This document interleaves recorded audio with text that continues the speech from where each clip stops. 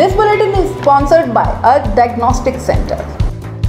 नमस्कार, मैं हूं जयश्री नागदा और आप देख रहे हैं सीबीसी न्यूज राजस्थान का प्राइम टाइम बुलेटिन। खबरों में जाने से पहले एक नजर आज की न्यूज हेडलाइंस पर। मुख्यमंत्री गहलोत बोले, बीजेपी के लोग लोकतंत्र को तोड़ रहे, हिंदू मुस्लिम के नाम पर राजनीति कब तक। सिस्टम इतना ढीला कि 2 बार टाइम बदलने के बाद आया 5वीं और 8वीं बोर्ड का रिजल्ट। बाड़ेबंदी में भी लॉरेंस की धमकी, आपदा राहत मंत्री से 70 लाख रुपए की मांगी फिरौती। हरियाणा के विधायक को मिली धमकी, समाज से माफी मांगो नहीं तो होगा मूसेवाला जैसा हाल। जिंदा या मुर्दा, बेटी कैसी भी हो मिला दो साहब। अपहरण के मामले में वागड़ की बेटी के पिता की फरियाद। और अब खबरें विस्तार से।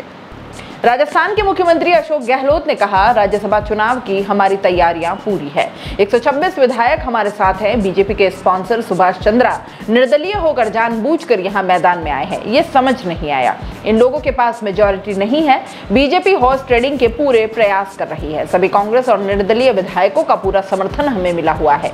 कांग्रेस में तीनों प्रत्याशियों की जीत होगी। हॉर्स ट्रेडिंग में फेल होने के बावजूद बीजेपी वाले कभी ईडी तो कभी चुनाव आयोग में शिकायत कर रहे हैं। बुधवार सुबह उदयपुर के होटल ताज अरावली से निकलते हुए सीएम गहलोत ने मीडिया से बातचीत की। उन्होंने कहा, सब लोग जानते हैं कि जब सरकार क्राइसिस में थी तब करोड़ों में बात हो रही थी, तब भी ये लोग फेल हुए। आज इनको राजस्थान को बचाने की कोशिश करनी चाहिए, लेकिन बीजेपी के लोग लोकतंत्र को तोड़ रहे हैं। लोकतंत्र को तोड़ना देश पर खतरे की घंटी है। बीजेपी के लोग हिंदू मुस्लिम के नाम पर राजनीति कब तक करेंगे? पूरे मुल्क में ये चिंताजनक है। महंगाई जैसे मुद्दों को डाइवर्ट कर रहे हैं। हकीकत यह है कि देश में लगातार आपसी तनाव बढ़ रहा है। शांति सद्भाव कहां रहा है?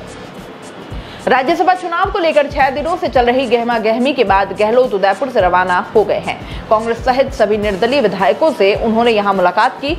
गुरुवार शाम तक सभी विधायकों को बाड़ेबंदी से निकलकर जयपुर ले जाया जा सकता है। बीजेपी प्रवक्ताओं को सस्पेंड करने पर गहलोत बोले कि जनता को दिखाने के लिए यह किया गया है। दुनिया सब देख रही है, उनको देश की चिंता होनी चाहिए। देश में धर्म को लेकर कमेंट्स यूं ही चलते रहेंगे, ये 70 सालों के मान सम्मान को तहस नहस कर देंगे। राजस्थान में 5वीं और 8वीं कक्षा के बोर्ड परीक्षाओं के रिजल्ट आज जारी हुआ। शिक्षा मंत्री डॉक्टर बी डी कल्ला ने उदयपुर में लैपटॉप पर बटन दबाकर रिजल्ट जारी किया। इसके बाद परिणाम वेबसाइट पर अपलोड कर दिया गया। दोनों ही कक्षाओं में गर्ल्स ने बाजी मारी। ये रिजल्ट पहले 11 बजे जारी होना था, जिसका 2 बार टाइम बदलकर 1:30 बजे के करीब घोषित किया हुआ। परीक्षा परिणाम के लिए छात्र छात्राएं करीब 2.5 घंटे तक इंतजार करते रहे। मंत्री के आने के बाद भी करीब 15 मिनट तक सर्वर डाउन रहने से रिजल्ट जारी नहीं हो पाया। बोर्ड परीक्षाओं में कक्षा 8 में कुल 12.63 लाख परीक्षार्थी बैठे, जिसमें 6.72 लाख छात्र और 5.91 लाख छात्राएं थी। कक्षा 8 का परीक्षा परिणाम स्कूल 95.59% रहा, जिसमें बालिकाओं का परिणाम 96.30% और छात्रों का परिणाम 94.97% रहा। यही नहीं, कक्षा 5 में 14.53 लाख बच्चे शामिल हुए, जिनमें 7.6 लाख छात्र और 6.8 लाख छात्राएं शामिल हुई। कक्षा 5 का रिजल्ट कुल 93.83% रहा, जिसमें बालिकाओं का 94.6% और छात्रों का 93.62% परिणाम रहा। रिजल्ट जारी करने के बाद शिक्षा मंत्री डॉक्टर बी डी कल्ला ने 5वीं कक्षा की बीकानेर की रहने वाली राजनंदिनी बोहरा नाम की छात्रा से फोन पर बात की और उन्हें ए ग्रेड मिलने पर बधाई दी।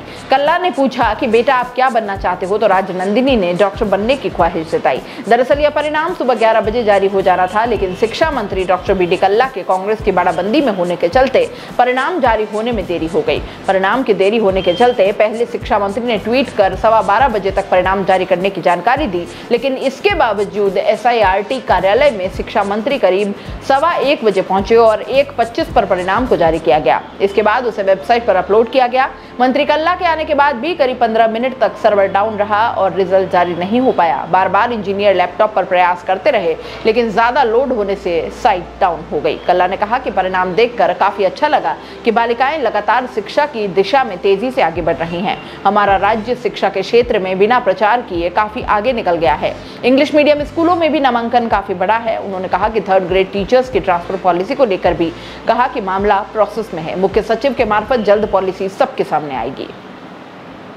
राज्यसभा चुनाव के लिए उदयपुर की बाड़ेबंदी में मौजूदा आपदा राहत मंत्री गोविंद राम मेघवाल से 70 लाख रुपए की फिरौती मांगी गई है। देर रात 10 बजे पुलिस को जानकारी मिली। बुधवार दिन में 1 बजे एफआईआर दर्ज की गई। इसके बाद 5 बजे पूरे मामले का खुलासा भी हो गया।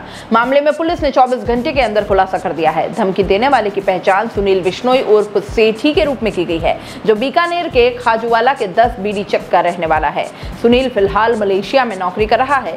सुनील के संपर्क में आए 23 युवकों और एक महिला को पुलिस ने हिरासत में लिया है। इन सबसे पूछताछ की जा रही है। इसमें 11 युवक और एक महिला को बीकानेर पुलिस ने और 12 युवकों को श्रीगंगानगर पुलिस ने हिरासत में लिया है। जांच में सामने आया कि धमकी देने वाला सुनील बिश्नोई है। वो एसके मीना के नाम से फेसबुक पर एक पेज चला रहा है। इन दिनों मलेशिया में सुनील और 2 अन्य युवक मजदूरी का काम कर रहे हैं। संभवतः किसी कंपनी में सिक्योरिटी गार्ड के रूप में सुनील काम कर रहा है। सुनील ने खुद को लॉरेंस गैंग के संगठन student organisation of Punjab university यानी SOPU का मेंबर बताया। रुपए नहीं देने पर उनके प्रधान बेटे सहित पूरे परिवार को जान से मारने की धमकी दी गई है। ये कॉल मलेशिया के ISD कोड से आया है। इसकी पड़ताल में पुलिस की साइबर टीम जुट गई है। बीकानेर SP योगेश यादव बताते हैं कि मंगलवार शाम कैबिनेट मंत्री के पास इसका कॉल आया और इसमें 70 लाख रुपए नहीं देने पर परिवार को मारने की धमकी दी गई है। इसके बाद से पुलिस की साइबर टीम एक्टिव है।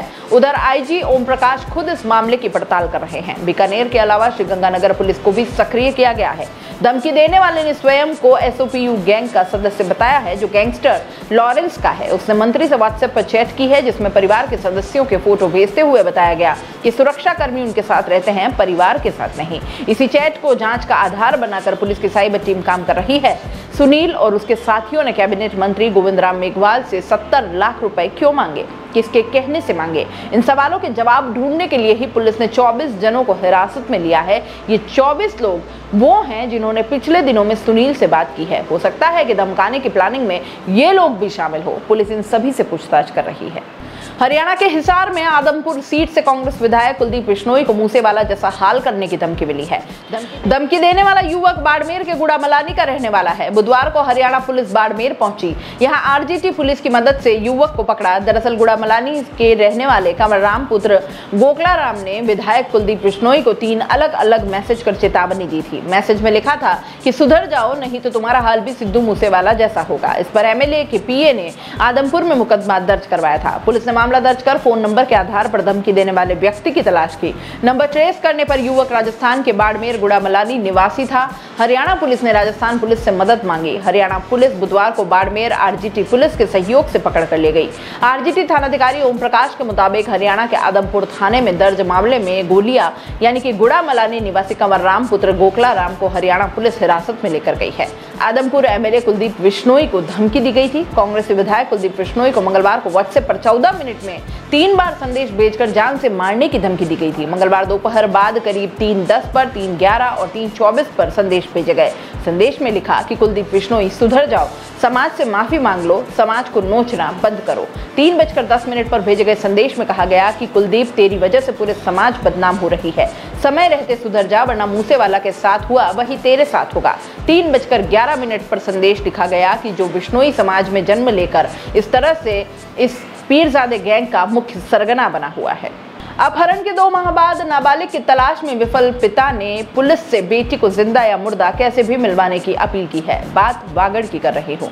पीड़ित पिता ने कहा कि इतने समय में उसकी बेटी जीवित है या मर चुकी है, इसका भी उसे अंदाजा नहीं है। आरोप लगाया गया कि उसकी बेटी को पत्नी बनाने की नीयत से गुजरात के एक परिवार ने उसका अपहरण किया था। इसकी सूचना उसने थाने में समय पर दी थी, लेकिन आज तक न तो बेटी का पता पड़ा और न ही आरोपियों का। साथ काम करने के दौरान आरोपी युवक उसकी बेटी के संपर्क में आया। एक गोत्र के होने के कारण शादी नहीं हो पाई। उसने रिश्ते से मना कर दिया तो आरोपी युवक ने बेटी के अपहरण की साजिश रची। मामला आनंदपुरी थाने का है। जांच अधिकारी HC दिनेश चंद्र बताते हैं कि बांसवाड़ा SP के आदेश पर पीड़ित पिता की रिपोर्ट दर्ज कर ली है। पीड़ित का आरोप है कि 25 मार्च की सुबह उसकी पत्नी और बेटी भलेर भादेर जा रहे थे।